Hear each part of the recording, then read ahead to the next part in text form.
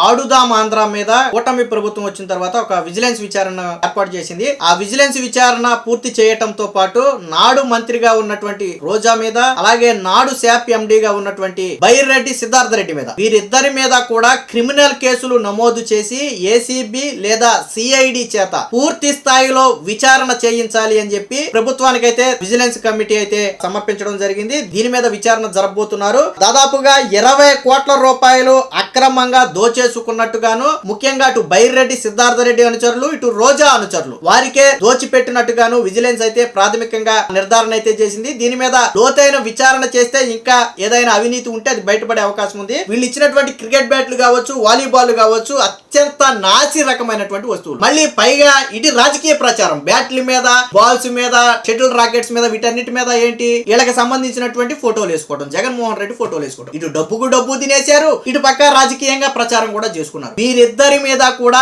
Immediate గా criminal కేసును నమోదు చేయాలని చెప్పి స్వయంగా విజిలెన్స్ అండ్ ఎన్ఫోర్స్మెంట్ స్వయంగా ఒక నివేదికను కూడా రాష్ట్ర ప్రభుత్వానికి ఇచ్చిన నేపథ్యంలో చంద్రబాబు గారి ఆమోదం తర్వాత దీని మీద ఒక చర్య తీసుకునే అవకాశం అయితే ఉంది. మొత్తంగా రోజా మెడకు, బైరెడ్డి సిద్ధార్థ రెడ్డి మెడకు ఈ 20 కోట్ల రూపాయలు స్కామ్ కి సంబంధించినటువంటి ఉచ్చు అయితే బలంగా బీసుకోబోతుంది అనేది మాత్రం వాస్తవం.